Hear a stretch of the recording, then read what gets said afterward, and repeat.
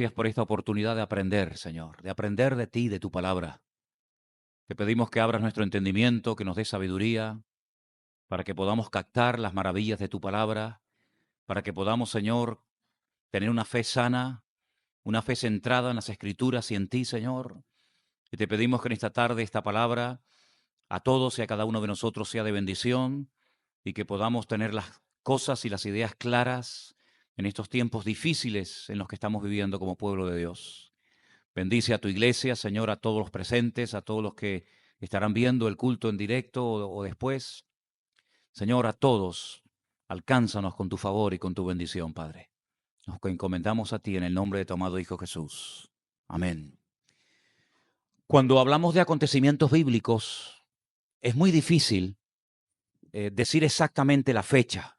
Podemos hablar del lugar, podemos hablar de la cantidad de personas, podemos hablar de lo que se hizo, de lo que se dijo, pero decir exactamente, mira, la Pascua, la fiesta de tabernáculos, en fin, el nacimiento del Mesías, la crucifixión, etcétera. Cuando hablamos de fechas es muy difícil. Yo creo sinceramente que aventurarnos a decir, mira, fue en este día, ¿vale? O fue en esta semana, es muy complicado porque han pasado demasiado tiempo, han pasado siglos, han pasado milenios desde que se llevaron a cabo los acontecimientos que vamos a estar analizando en esta tarde.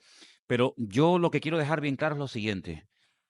No nos preocupemos tanto por el tema de las fechas, ¿sabes? Si fue en marzo, si fue en abril, si fue en este año, si fue... No nos preocupemos tanto porque el objetivo de todo esto no es tanto la fecha. Nosotros no somos arqueólogos, ni antropólogos, ni somos personas que estamos tratando de datar exactamente las fechas, ¿no? Como cuando se descubre un hueso, o se descubre un fósil, o se descubre algo importante, pues claro, lógicamente hay que poner una fecha. Pero nosotros no estamos obsesionados con el tema de las fechas. Lo que está bien claro es que hay una serie de acontecimientos que en el mundo occidental, en el mundo en el cual vivimos nosotros hoy en día, pues el hombre ha decidido recordar ciertos y determinados acontecimientos de la historia bíblica. Y el acontecimiento que vamos a hablar en esta tarde y tratar de extraer la enseñanza fundamental, pues es lo que el mundo, que no tiene nada que ver porque ese nombre ni aparece en la Biblia, es el famoso Domingo de Ramos. Que no tiene absolutamente nada que ver ese término con lo que vamos a leer en esta tarde en las Escrituras. En el Evangelio según San Lucas, el capítulo 19, a partir del versículo 28 en adelante, la Escritura nos da una información acerca de un acontecimiento que no fue una acción improvisada, sino que detrás de este acontecimiento hay profecías que se cumplieron, como vamos a ver a continuación. Lucas 19:28 dice el texto, dicho esto, iba delante subiendo a Jerusalén. Y aconteció que llegando cerca de Betfagé y de Betania, al monte que se llama de los Olivos, envió dos de sus discípulos. Y les dijo, id a la aldea de enfrente, y al entrar en ella hallaréis un pollino atado en el cual ningún hombre ha montado jamás. Desatadlo y traedlo. Si alguien os preguntare, ¿por qué lo desatáis? Le responderéis así, porque el Señor lo necesita. Fueron los que habían sido enviados y hallaron, como les dijo, y cuando desataban el pollino, lógicamente sus dueños les dijeron, ¿por qué desatáis el pollino? Y ellos dijeron, porque el Señor lo necesita. Lo trajeron a Jesús y habiendo echado sus mantos sobre el pollino, subieron a Jesús encima. Y a su paso tendían sus mantos por el camino. Y cuando llegaban ya cerca de la bajada del monte de los olivos, toda la multitud de los discípulos, gozándose, comenzó a alabar a Dios y a grandes voces por todas las maravillas que habían visto. Quiero decir, antes de seguir leyendo, que lo que se llama la entrada triunfal de Cristo en Jerusalén fue algo tan impactante, algo que conmovió tanto a la ciudad de Jerusalén, al país entero y por supuesto a los discípulos, que tiempo más tarde, cuando se escribieron los evangelios, tanto Mateo como Marcos, como Lucas y como Juan, los cuatro relatan la entrada triunfal de Cristo en Jerusalén. Esto es algo muy llamativo porque no en todos los evangelios encontramos siempre las mismas historias. Hay cosas que, por ejemplo, solamente encontramos en Juan. Hay cosas que, por ejemplo, encontramos a lo mejor en Mateo que en otro evangelio no las cuenta, no las relata, como por ejemplo el famoso Sermón del Monte, las bienaventuranzas, el Padre Nuestro, etcétera. Pero, repito, este acontecimiento de ver a Jesús siendo recibido por multitudes y dándole la más cordial bienvenida a la ciudad de Jerusalén fue algo tan impactante que los 4 evangelios registran este día, registran este acontecimiento. Seguimos leyendo.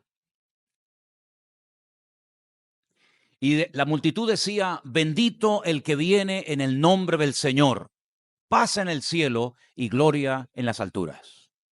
Entonces algunos de los fariseos de entre la multitud le dijeron, maestro, reprende a tus discípulos.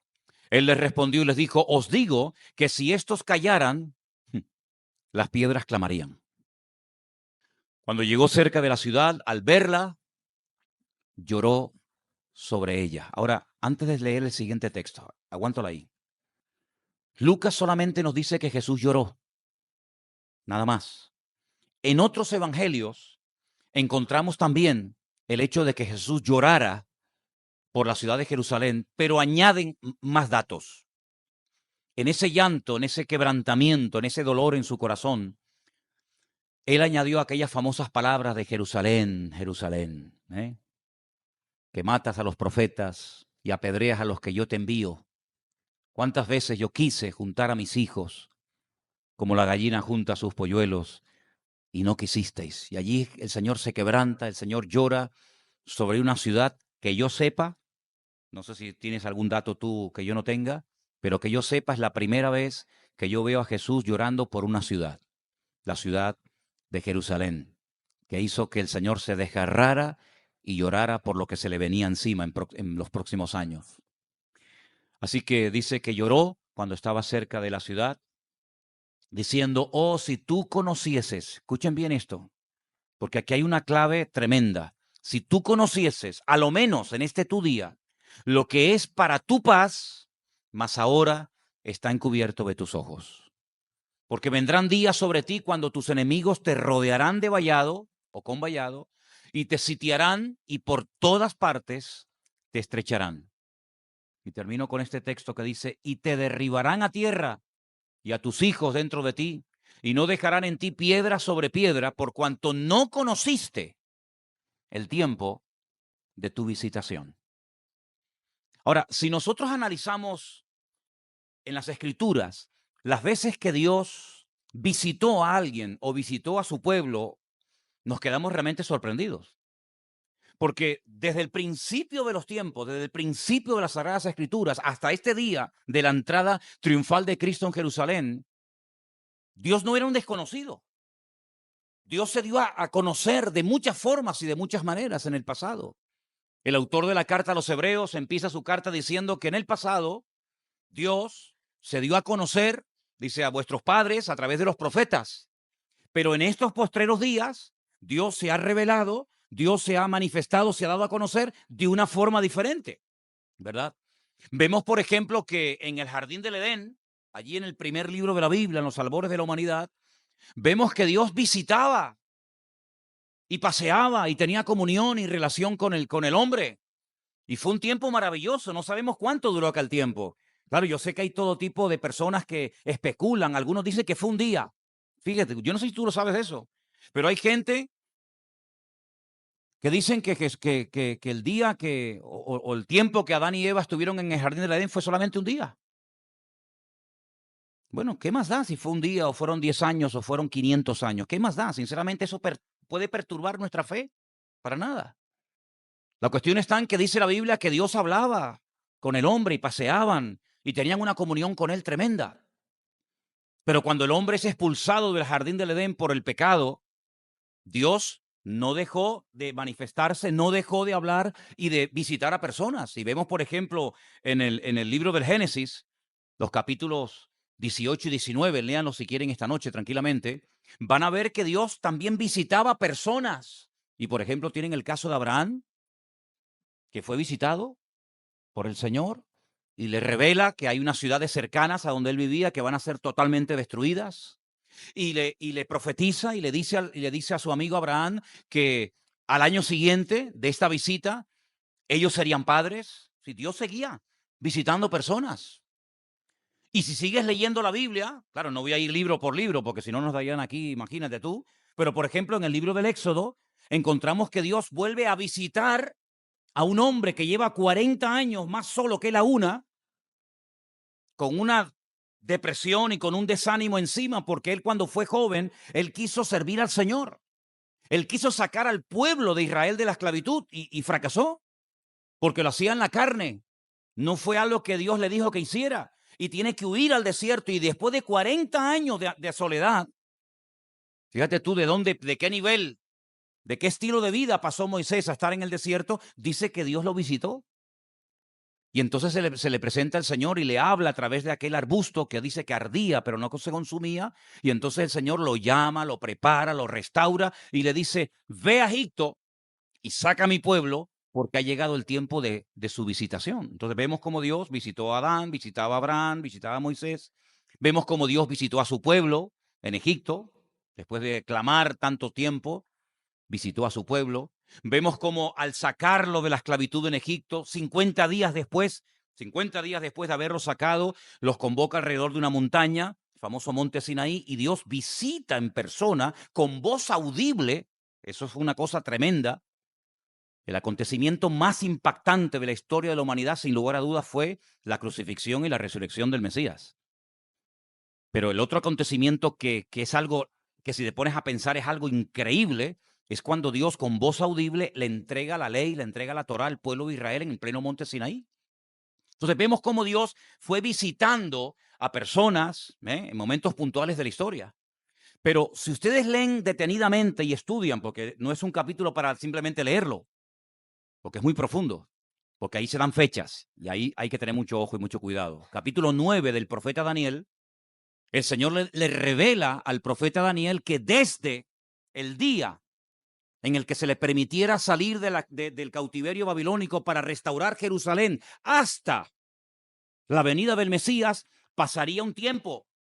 Y cuando el Señor Jesucristo se va acercando a la ciudad de Jerusalén, esa profecía que se le había revelado a Daniel en Babilonia, diciéndole desde hasta, es el día en el que el Señor está montado en aquel pollino de asno.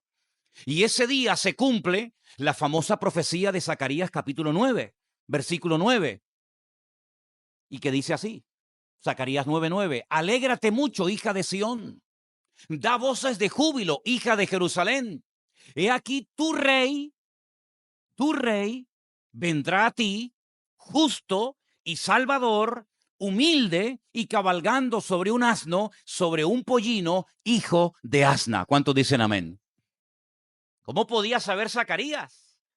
¿Cómo podía saber ese hombre que nunca vio personalmente a Cristo? Que algún día cuando viniera el Mesías, él en un pollino de asno entraría a la ciudad de Jerusalén. Hombre, lógicamente no lo sabía. Ahí está la revelación. Ahí está la revelación de Dios al profeta Zacarías para que él escriba en su libro, en el capítulo 9, versículo 9, que el Señor Jesucristo entraría no en un caballo blanco, como dice que vendrá en su segunda venida, como rey triunfante y glorioso, sino que entraría humilde, ¿verdad? Cabalgando sobre un pollino de asno en son de paz. Y por eso Cristo llora antes de entrar triunfalmente en la ciudad de Jerusalén. Porque él sabe perfectamente que el cumplimiento de la profecía de Zacarías y el cumplimiento de las famosas semanas del capítulo 9 de Daniel era ese día. Y entonces él va y se presenta con sus brazos abiertos en una invitación de amor al pueblo y a la ciudad de Jerusalén. Pero él sabía perfectamente que aunque en ese momento lo recibieran con palmas y con vítores y poniendo sus mantos en el camino y diciendo aquello de Hosana, bendito el que viene en el nombre del Señor, él sabía perfectamente que en pocos días la ciudad cambiaría completamente y los mismos que ese día le dieron la bienvenida, los mismos y otros más, pedirían su cabeza delante de Poncio Pilato, la autoridad de la época. La historia hubiera sido completamente diferente. Piénsalo por un instante, ¿eh?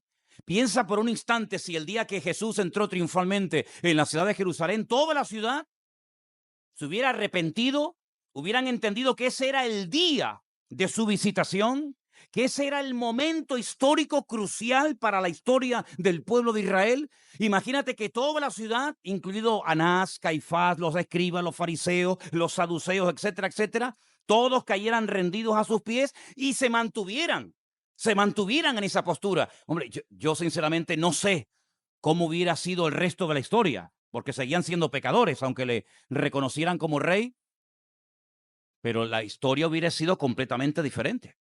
Fíjense qué diferente la reacción de otra ciudad pagana, como fue la ciudad de Nínive. ¿Se acuerdan? Cuando dice a través de la boca del profeta Jonás, dentro de 40 días esta ciudad será destruida. Es decir, a la ciudad de Nínive, que era una ciudad inmensa, de miles y de miles de seres humanos, le quedaban 40 días de vida. Solamente el Señor sabía que esa ciudad en 40 días desaparecería de la faz de la tierra. Y allí va el profeta Jonás y camina varios días atravesando la ciudad de punta a punta, anunciando y diciendo: dentro de 40 días el Señor dice que esta ciudad será destruida. Ese era el día, era la oportunidad, era la visitación a Nínive. No habría otro. Y dice la Biblia que desde el mayor, desde el rey hasta el más pequeño, pasando por los animales, todos ayunaron, todos oraron, se arrepintieron en polvo y ceniza, volvieron a Dios en arrepentimiento genuino y la historia cambió completamente. La ciudad en 40 días no fue destruida. Fue destruida 100 y pico años más tarde, cuando volvieron otra vez a las andadas. Pero en esos 40 días que les faltaban para ser destruida Nínive, Nínive no fue destruida. ¿Por qué? Porque se arrepintieron. Lo mismo hubiera ocurrido si cuando el Señor Jesucristo entró triunfalmente en Jerusalén, la ciudad de Jerusalén hubiera reaccionado igual que los habitantes de Nínive. Dios los hubiera perdonado, la historia hubiera sido completamente diferente y solamente el Señor sabe lo que habría ocurrido en esa última semana de vida de Cristo. No lo sé cómo hubiera sido la historia, pero lo que está bien claro que el Señor, conociendo todo de antemano, sabía perfectamente que la iban a crucificar, tendría que morir en la cruz en ese fin de semana y todos conocemos el resto de la historia. Ahora, cuando Jesús entró en la ciudad de Jerusalén, esto es un acto de valentía que no somos conscientes de lo que esto representó. Porque yo quiero recordarles que en esta semana, cuando hablábamos acerca de las cosas que ocurrieron antes de esta última semana de la vida de Cristo, una de las cosas que yo le dije es que leyendo el capítulo 11 del Evangelio según San Juan, encontramos la resurrección de Lázaro. ¿Os acordáis? Y dice la Biblia que desde aquel día ya los sacerdotes, las autoridades dijeron: basta, ya no podemos permitir que esto siga y siga y siga, porque no sabemos cómo va a terminar todo esto. Y dice que desde ese día procuraban matarlo. Y entonces tú lees en ese capítulo que Jesús desde ese día iba a lugares distantes de Jerusalén porque sabía que los judíos le iban a echar mano y matarlo en cualquier momento. A él, a Lázaro y a todos los suyos. Así que cuando él entra triunfalmente en la ciudad de Jerusalén, esto es un acto de valentía increíble.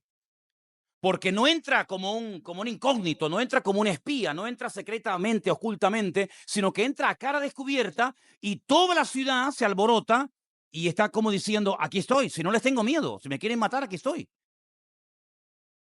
Es que el Señor Jesucristo fue siempre muy valiente. ¿Cuántos dicen amén? Jesús fue muy, muy, muy, muy valiente. Él no podía ser más valiente que los profetas que le habían precedido en la historia en el pasado. Él fue muy valiente cuando él desenmascaraba a los escribas y fariseos y les decía: ustedes son así, así, así, así. Eso hay que ser muy valiente para hablarle a un escriba y a un fariseo de hace 2000 años en los términos en los que Jesús les hablaba. Hay que ser muy, muy, muy, muy valiente cuando es confrontado por Poncio Pilato y le responde como le respondía. Hay que ser muy valiente para entrar en una ciudad que te está esperando para matarte, montado en un pollino de asno, y que toda la ciudad comience a gritarte y a darte la bienvenida. Hay que ser, pero que muy, muy valiente, sabiendo que te quieren matar. Pero él sabía perfectamente que las Escrituras decían que el Mesías tendría que darle la última oportunidad a toda la ciudad Y ese día fue un día muy importante en la historia del pueblo de Israel. Pero ¿sabes qué? Marcaron su destino. ¿Sabes que hay cosas que las naciones, que las personas pueden llegar a hacer en momentos puntuales que marcan tu destino para siempre? ¿Se acuerdan cuando yo les dije, cuando en el desierto van aquellos exploradores a explorar la tierra de Canaán, la tierra que fluye leche y miel, y regresan con un informe negativo y traen un ambiente que desanima al pueblo y la gente quería apedrear a Moisés y la gente quería volver a Egipto? ¿Se acuerdan, verdad? Para esto nos ha sacado. La tierra traga a sus moradores. Nosotros éramos como enanitos al lado de aquellos hombres tan enormes, etcétera, etcétera. No vamos a poder conquistar el país. Ese día marcaron su destino. Ese día fue el famoso Tisha B'Av, ese día tan maldito en la historia del pueblo de Israel, donde todas las desgracias, las peores tragedias en la historia de Israel siempre han ocurrido en el mismo día. En el mismo día que aquellos hombres trajeron un informe menospreciando la tierra del Señor, diciendo no merece la pena entrar a ese país. Volvamos a Egipto. Y marcaron su destino. Y ese día que Jesús entró triunfalmente en Jerusalén, Israel marcó su destino. Hay desgracias que se pueden evitar. Y había una desgracia que se iba a cernir sobre esa ciudad en muy pocos años, como fue la famosa destrucción de la ciudad, como fue la destrucción del templo de Jerusalén, que dicho sea de paso, aunque han vuelto en 1948, todavía hasta este mismo momento saben perfectamente que el templo de Jerusalén no ha podido ser reconstruido. ¿Por qué? Porque ese día de su visitación no aceptaron a quien tenían que haber aceptado y hasta el día de hoy están llorando y se están lamentando porque saben que perdieron una oportunidad histórica. Y por eso es muy importante que cuando el Señor te visita, cuando el Señor te muestra una verdad, cuando el Señor te muestra algo y aprendes ese algo, oye, reténlo, reténlo. Como decía el apóstol Pablo, ¿cómo es posible que yo he estado entre vosotros trabajando y ahora vienen otras personas, se meten, enseñan todo lo contrario? Dice, un evangelio diferente. Cuidado, que no es que haya otros evangelios, sino que hay gente que se mete y os pervierte y os vuelven locos. ¿Y cómo es posible que se olviden de lo que el Señor hizo entre vosotros? Por eso es muy importante cuando aprendemos algo del Señor, agarrarnos y pelear con uñas y dientes por la verdad. Y por eso el apóstol Pablo compara la vida de un creyente con un soldado. Dice, yo he peleado la buena batalla, yo he acabado la carrera y yo he guardado, yo he mantenido la fe y mi relación con el Señor. ¿Cuántos dicen amén?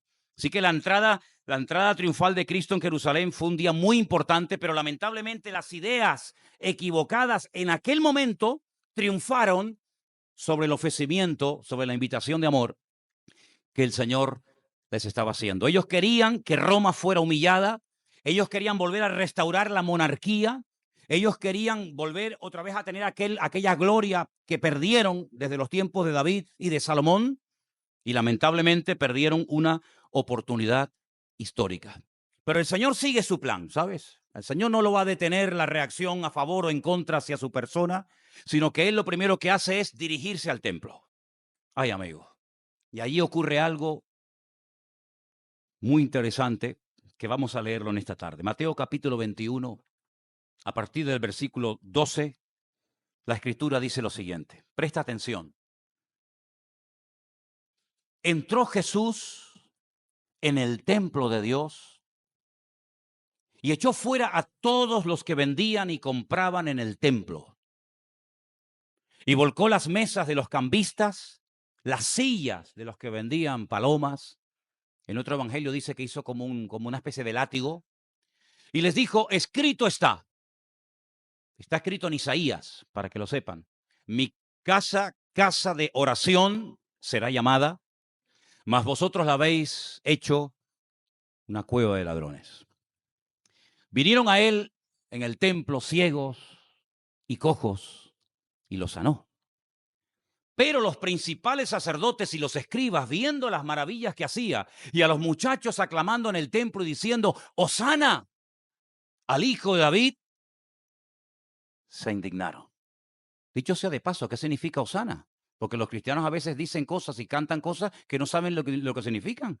Hosana, Hosana, Hoshiana, como dice en hebreo. ¿Qué significa? Dios, sálvanos, sálvanos, sálvanos. Hosana, Señor, sálvanos. Y dijeron, ¿oyes lo que estos dicen? Y Jesús le dijo, sí, sí, sí. ¿Nunca leíste de la boca de los niños y de los que maman, perfeccionaste la alabanza? Y dejándolo salió fuera de la ciudad a Betania, dice, y posó allí. Ahora, fíjense qué interesante. Jesús entra en un templo que las últimas ampliaciones habían tardado más de 40 años en llevarse a cabo. Las llevó a cabo Herodes. Era un templo precioso. Les impactó mucho a los romanos cuando conquistaron Judea y llegaron a la ciudad de Jerusalén ese templo. Claro, Roma tenía tantas ciudades, tantos países conquistados, pero lo que vieron los romanos en ese templo en Jerusalén nunca lo habían visto, y así lo registra la historia, en ninguna parte del mundo. Porque todos los templos cuando se levantan a divinidades, se levantan a dioses. ¿Se acuerdan cuando robaron los filisteos el arca del pacto? La llevaron a su templo. ¿Y a quién tenían dentro del templo? A Dagón, aquel ídolo que era mitad hombre, mitad pez. Y los templos se levantan para dioses, para divinidades. Astarot, Milcón, Moloch, Chemos, o tantos que existen hoy en día. Pero el templo de Jerusalén estaba vacío de imágenes, estaba vacío de estatuas. Y los romanos cuando entraron vieron un templo tan bonito, vieron un templo tan grande, pero se reían porque decían, esta gente está loca. Han levantado un templo tan grande, ¿para qué? ¿Dónde está vuestro Dios? O vuestros dioses.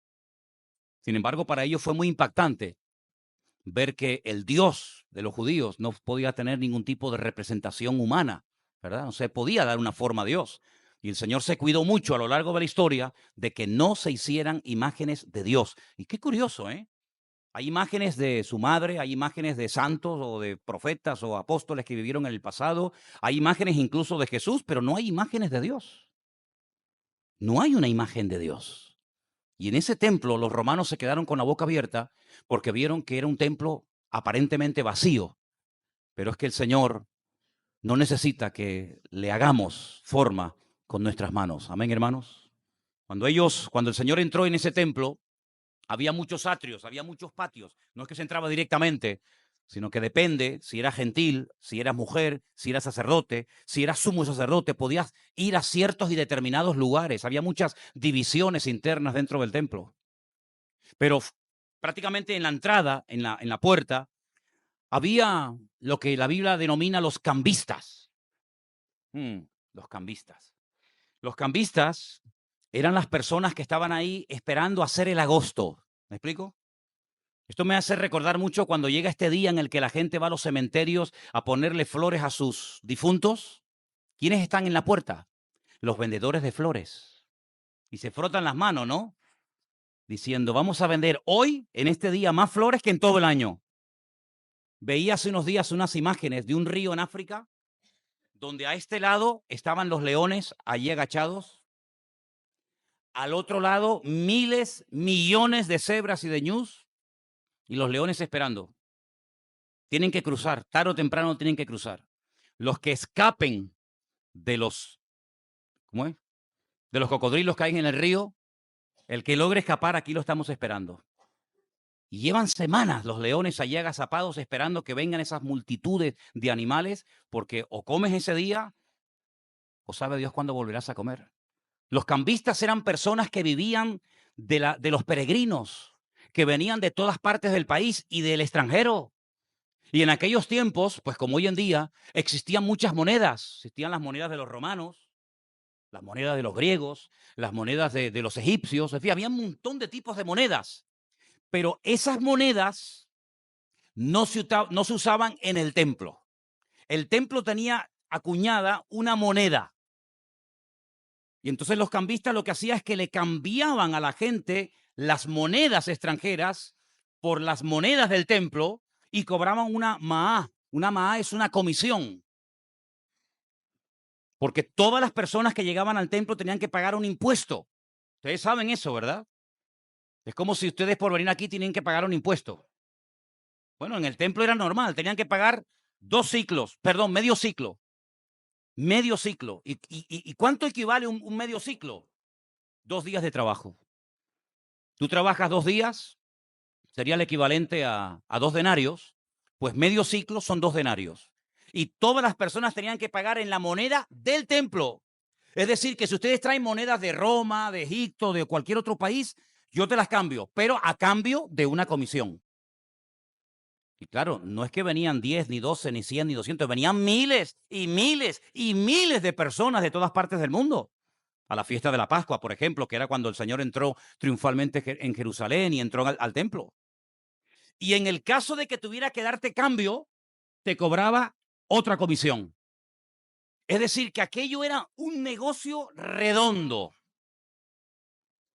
Y aparte de eso, los cambistas también te vendían animales, palomas, ovejas, corderos.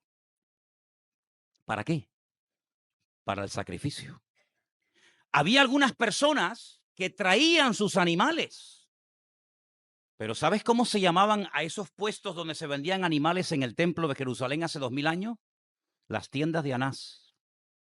Lee la historia y verás. Las tiendas de Anás. El que tenía el monopolio del cambio de divisas, del cambio de dinero y de la venta de animales para el sacrificio en el templo de Jerusalén era nada más y nada menos que Anás. Es como estos curas que dejan entrar a las bodas y a las misas y a los bautismos y a las comuniones a los fotógrafos que le dan después comisión. Y al que no le da comisión al cura, no entra. ¿Te das cuenta? Pues allí estaban esta gente. Y entonces, ¿qué pasaba? La gente venía con su corderito, la gente venía con su cabra, la gente venía con su animal. Y claro, te llegaban los sacerdotes y te decían, ese animal no sirve. ¿Por qué? Porque no es kosher.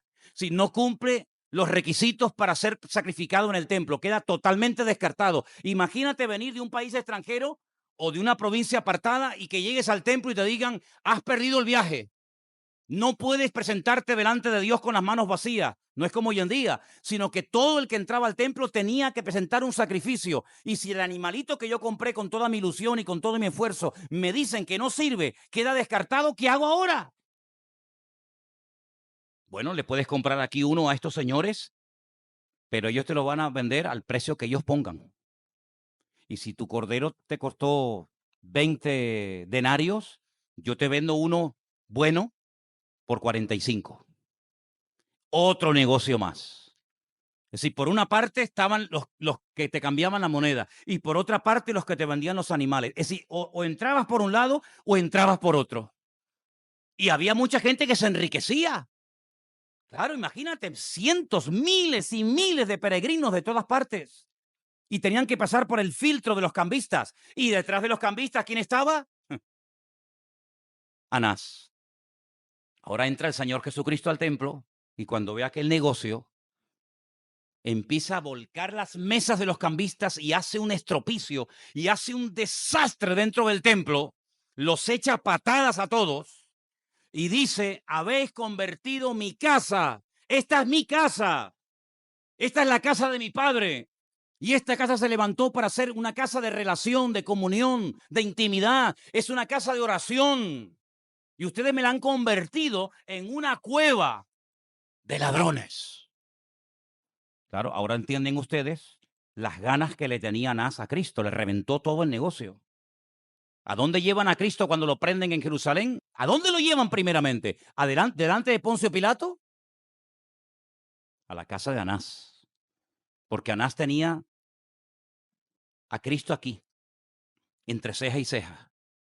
Este es el que me reventó el negocio. Este es el que viene tirando por tierra todo lo que yo tengo montado aquí. ¿Qué te parece, amigo? Y dice la Biblia que Jesús entra en el templo, lo limpia y lo declara casa de oración. Y automáticamente ocurre algo que no había ocurrido nunca. Y dice que los enfermos, cojos, mudos, ciegos, paralíticos, comienzan a venir al templo, pero no entran y salen igual, sino que venían enfermos y se iban sanados, se iban liberados. Los ciegos volvían viendo, los paralíticos iban corriendo, etcétera. Y claro, cuando vieron aquello, los fariseos dijeron, oye, esto no puede ser. Esto no puede ser. Ahora, ¿de dónde salieron tantos enfermos? ¿De dónde salieron tantos cojos y ciegos y mudos y paralíticos? Pero tantos enfermos había en Jerusalén en aquellos días. Miles, hermanos, miles. ¿Y por qué no iban antes al templo? Primero, porque no los dejaban entrar. Así. Ustedes saben que en la Biblia hay una serie de enfermedades que como tú las tuvieras, no podías entrar. Incluso siendo sacerdote. Si tenías una serie de enfermedades que curiosamente son las que se mencionan en la purificación del templo, cojos, ciegos, etcétera, automáticamente no podías entrar. Por lo tanto, si yo no tengo dinero para comprar un animal kosher que me permita acercarme a Dios, si ni siquiera me dejan entrar al templo, pues yo me voy a morir como un pobre desgraciado. ¿Y a dónde me voy? Pues mira, dicen, se ha corrido el rumor, la leyenda, de que aquí en Jerusalén hay un sitio como en aquella cueva de Adulán, ¿os acordáis? Donde vivía un tal David, que preferían vivir con David en aquella cueva que con Saúl. Y entonces la gente dice, bueno, ¿y ese sitio dónde es? Dice, no, es aquí cerca, está al lado del templo, está a, nada, 5 minutos del templo. Es un estanque. Es el estanque de Bethesda. Ah, sí, sí, sí, el estanque de Bethesda. Claro, sabemos. Y además hemos oído que un ángel de vez en cuando desciende del cielo y se mueven las aguas y el primero que se mete queda sanado. Y entonces tú vas a Juan capítulo 5, que es el único evangelio, el único capítulo en la Biblia que te habla de lo que pasaba en el estanque de Bethesda y te dice que en el estanque de Bethesda había multitudes. Multitudes de ciegos, de cojos, de mudos, de paralíticos, gente que esperaban y esperaban y esperaban. ¿Esperaban qué? Esperaban algo que nunca ocurrió. Nunca nadie fue sanado en Bethesda. Pero la gente estaba esperando el milagro, esperando el cambio, atormentados. Y este decía, es que yo no tengo la velocidad que tiene el otro y por eso llevo aquí 38 años esperando. Y cada día estoy peor.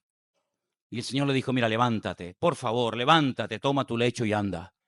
Y este hombre en agradecimiento sale al templo y nada más llegar al templo le para y dice, ¿tú dónde vas? ¿Tú dónde vas?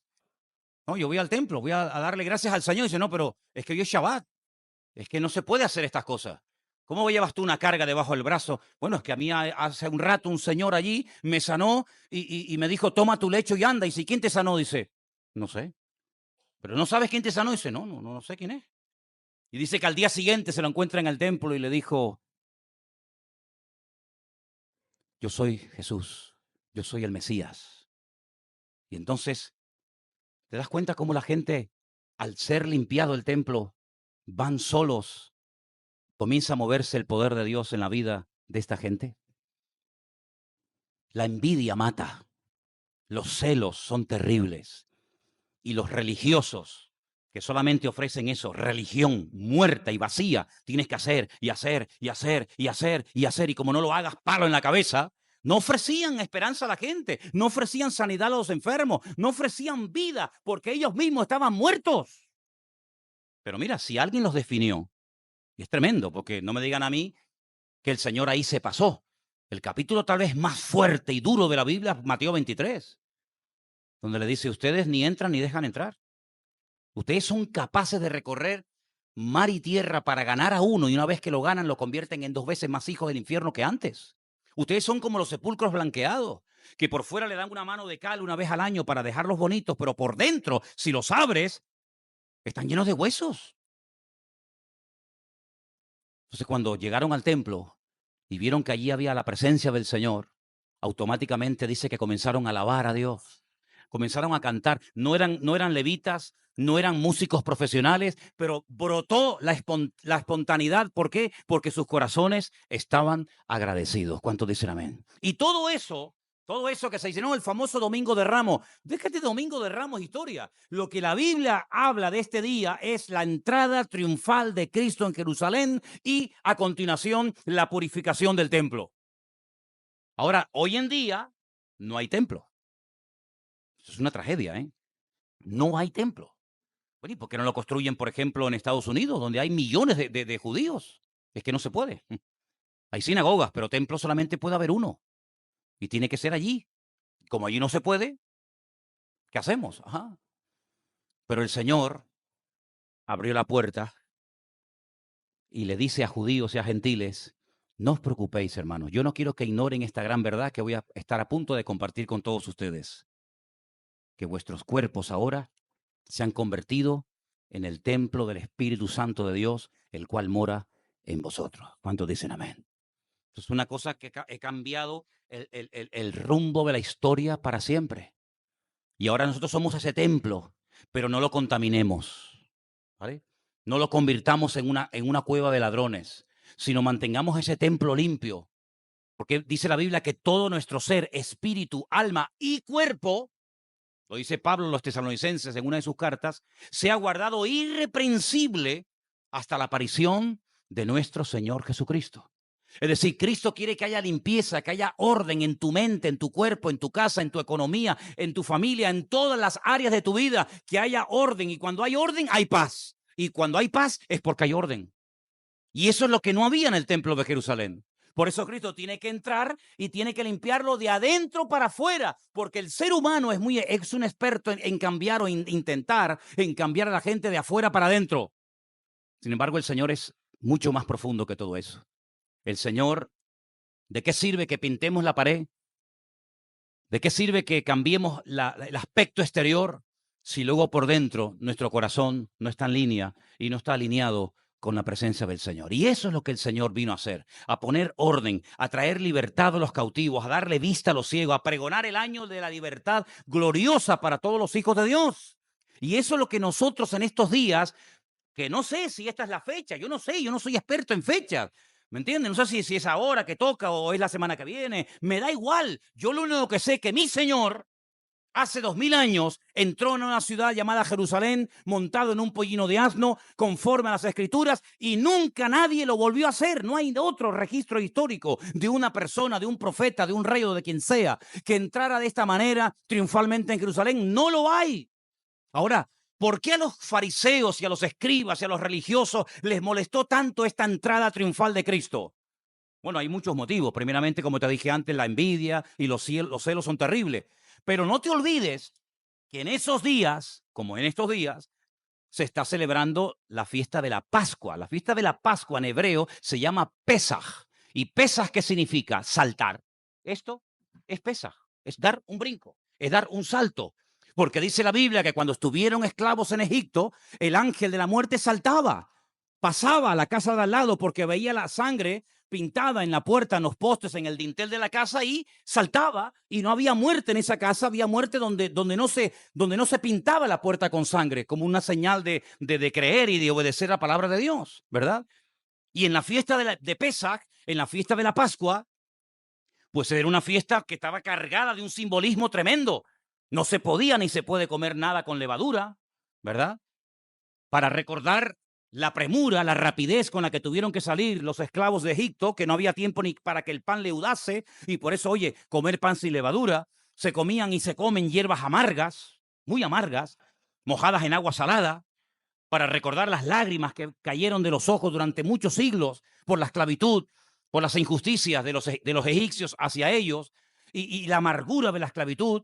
Se come un postre llamado caroset, que es como una especie de bloque muy marrón, con mucha canela por encima, para recordar, para no olvidar nunca los ladrillos que hicieron, ¿verdad? Para las casas y los templos del faraón. Se tomaban diferentes copas de vino, recordando promesas de liberación, de milagros que el Señor haría en el futuro. Y finalmente, lógicamente, como no podía ser de otra manera, el plato fuerte de la noche, que no era un par de huevos fritos con patatas, por cierto, sino era un buen pedazo de cordero. ¿Cuántos dicen amén? Qué rico el cordero, ¿sí o no? Lo lamento por los vegetarianos, no saben lo que se pierden, pero yo puedo decir que Cristo no era vegetariano.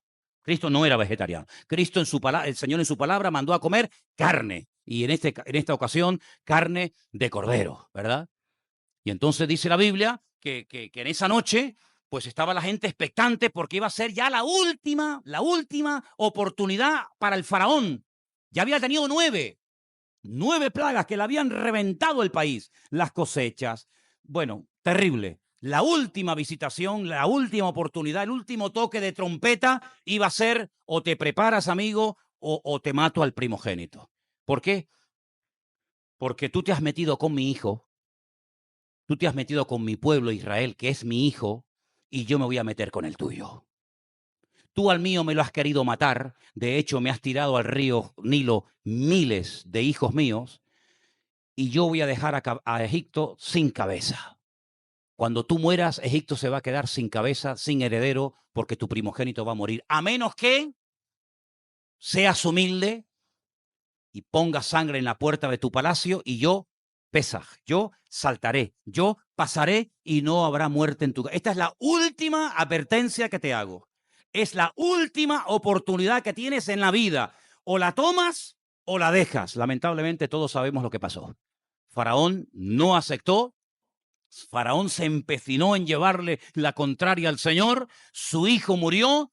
Egipto echó al final a los hijos de Israel. Salieron con mano poderosa, etcétera, etcétera. Y todo eso se estaba celebrando el día o la semana en la que el Señor entró triunfalmente en Jerusalén. Y entonces, ¿qué ocurría? Que el sumo sacerdote se tenía que ir a un pueblecito muy cerca de Jerusalén, hacia el sur, que se llama Betlehem, Belén, donde se criaban los corderos para el sacrificio del templo. ¿Dónde estaban los pastores la noche que se abrieron los cielos y los ángeles dijeron que había nacido el Mesías? ¿Dónde estaban? Estaban en Belén, allí se criaban los corderos. En Jerusalén no se crían animales, se criaban un poquito al sur, 7, 8 kilómetros al sur, en Belén. Y se iba el sumo sacerdote a Belén y cuando volvía con 2 corderos, por si acaso uno no cumplía los requisitos, y lo tenían que examinar, que si la pezuña, que si el ojo, que si los pelos, que si las no sé qué, pues cuando venían, toda la ciudad de Jerusalén salía por una parte opuesta por la puerta que Cristo entró, y todo el mundo decía exactamente lo mismo, exactamente la misma frase que le dijeron a Cristo cuando entró montado en el pollino de asno: bendito el que viene en el nombre del Señor. Baruch haba Beshem Adonai. Claro, cuando ven que por otra puerta está entrando para ellos un hombre que les ha causado muchos problemas, que le ha puesto a mucha gente en contra, que ha abierto los ojos del pueblo y que les ha descubierto todo el negocio que tiene montado esta gente, cuando ellos ven que la ciudad sale a recibir al Señor, en vez de al sumo sacerdote, los escribas y fariseos vinieron corriendo y dijeron: no, dile a tus discípulos que se callen, que están rompiendo el patrón, están rompiendo la norma, que esto no se puede hacer. Y el Señor les dijo: mira, ¿sabe lo que pasa? Esto ya es imparable. Ya, aunque yo les diga que se callen, las piedras se pondrían a alabar. Oye, hubiera sido bonito, ¿no? Hubiera sido bonito ver cómo las piedras alaban al Señor, ¿no? Pero yo prefiero alabar al Señor que una piedra. El Señor nos dio el privilegio hacia nosotros, ¿verdad? Y entonces ya no hay marcha atrás.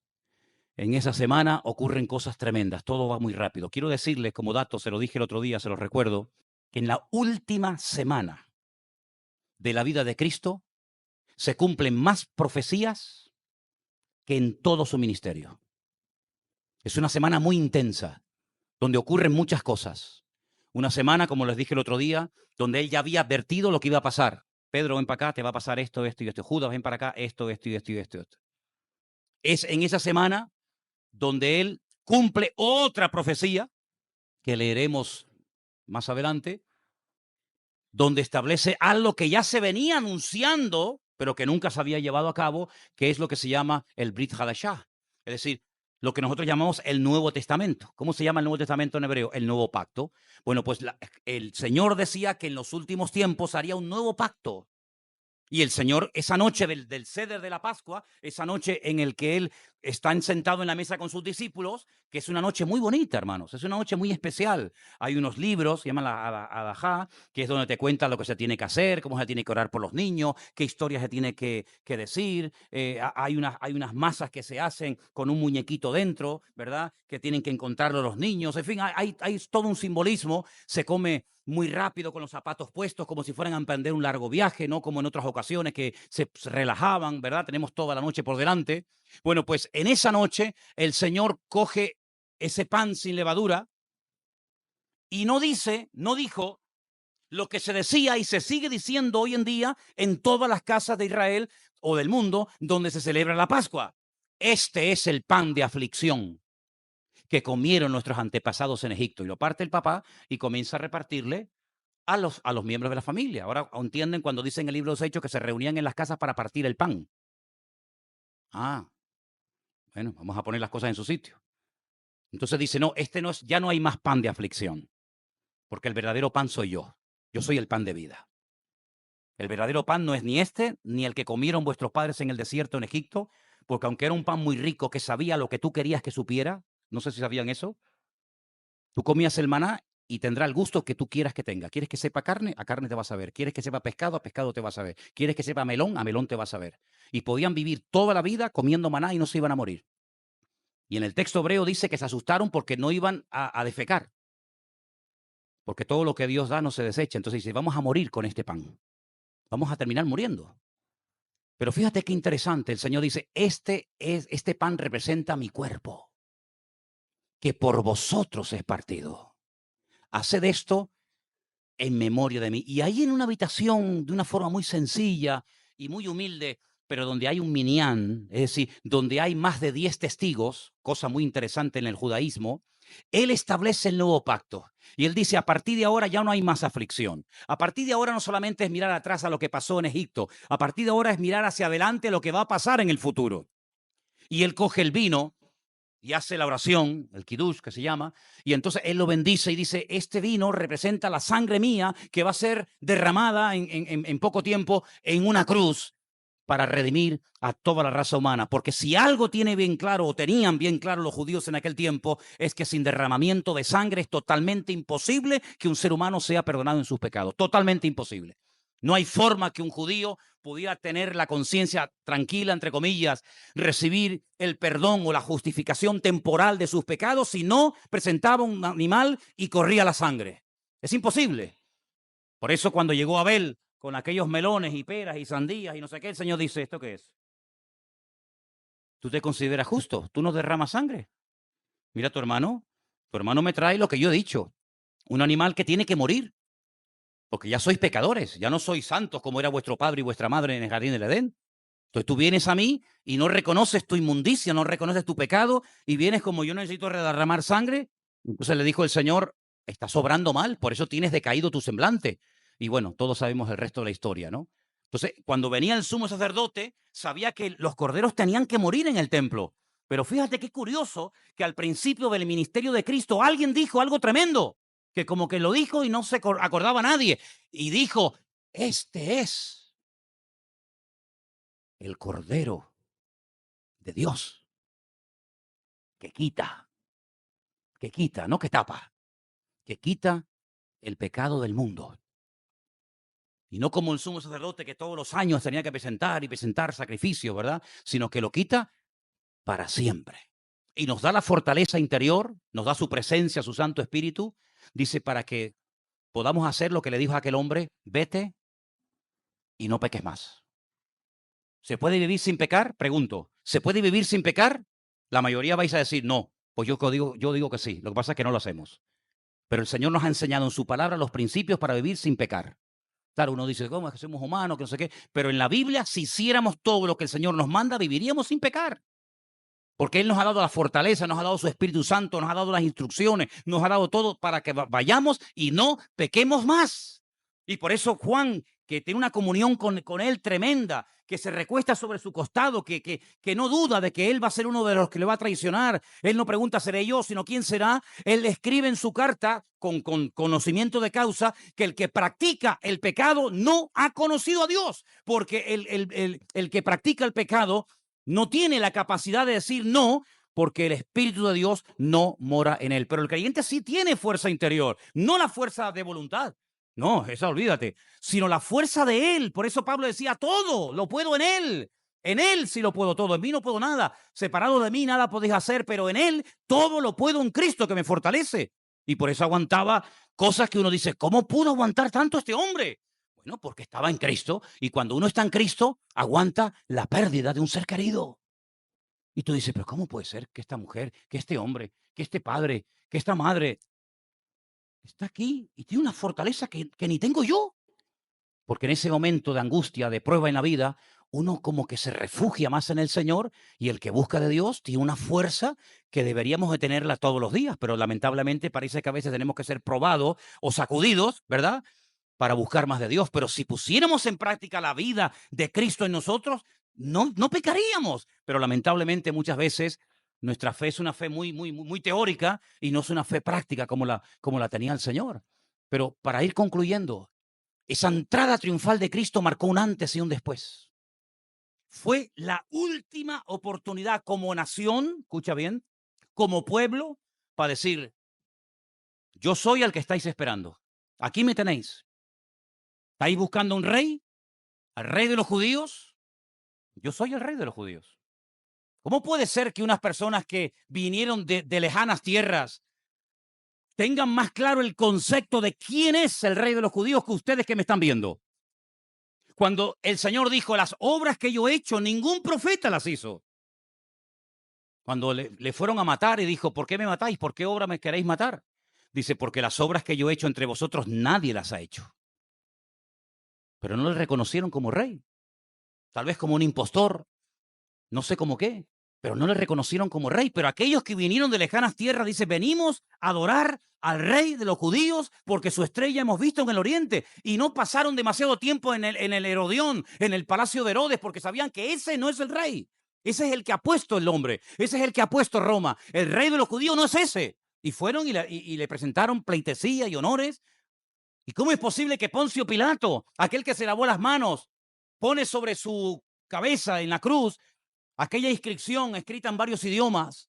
Este es el rey de los judíos. Y yo vengo cumpliendo profecías y profecías y profecías, haciendo milagros, sanidades, prodigios, maravillas, cosas que ni Elías ni Moisés hizo. Y no me reconocéis. Ahora entendéis por qué lloró. Ahora entendéis por qué lloró. Y por eso él dijo aquello de, vuestra ciudad será sitiada, será destruida, miles de personas morirán sin necesidad, como no tenían que haber muerto 6 millones de judíos en la Segunda Guerra Mundial. No tenían que haber muerto. Eso se podía haber evitado. Totalmente se podía haber evitado. Pero cuando uno marca su destino y cuando uno toma decisiones equivocadas, te tienes que atener a las consecuencias. Y a veces nos olvidamos de que el pecado es perdonado, pero la estela, las consecuencias que dejan ciertos y determinados pecados, a veces duran toda la vida. Y esto no significa de que se ha cerrado la puerta, de que ya no hay oportunidad, no, ni mucho menos. Esto significa que hay momentos puntuales en la historia en los que Dios va y habla y te dice, ¿qué hago? ¿Destruyo Nínive o la perdono?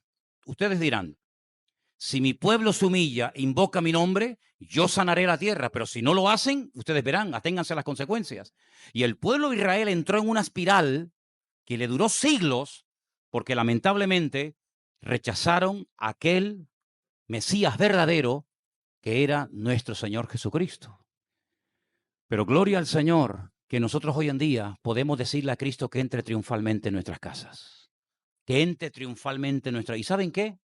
Lo que está ocurriendo ahora en Israel nunca ha habido en toda la historia de ese pueblo tantos judíos mesiánicos, es decir, tantos judíos que están reconociendo que el verdadero Mesías es aquel que a nivel nacional se rechazó como en los últimos tiempos. Están floreciendo congregaciones por todas partes del país.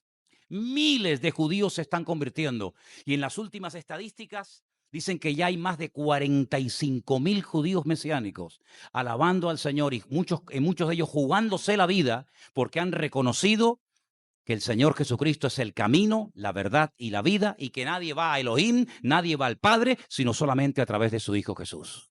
Las vueltas que da la vida, ¿no? Pero gloria al Señor que muchos de los que estamos aquí, por no decir todos, tenemos bien claro que el Señor Jesucristo es el Rey y que solamente lo adoraremos y le serviremos a Él. ¿Cuántos dicen amén? Cierra tus ojos ahí donde estás, por favor. Aleluya. Deja que entre triunfalmente el Señor en tu vida. Deja que el Señor limpie tu templo y que eche fuera todo lo que no tiene que estar ahí. Él sabe cómo hacerlo. Y vengamos al Señor en esta noche con corazones sinceros, totalmente arrepentidos y humillados.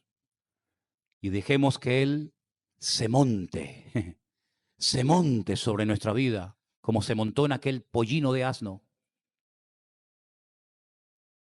Y que tengamos la humildad de reconocerle a Él como nuestra autoridad. Él es amplio en perdonar. Él tiene el mismo poder para restaurar, para levantar, para sanar, para bendecir que hace 2000 años. Él no ha cambiado.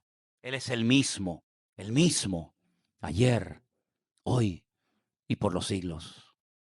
Pero hace 2000 años, cuando entró triunfalmente en Jerusalén, dice que vino humilde, justo, pero humilde.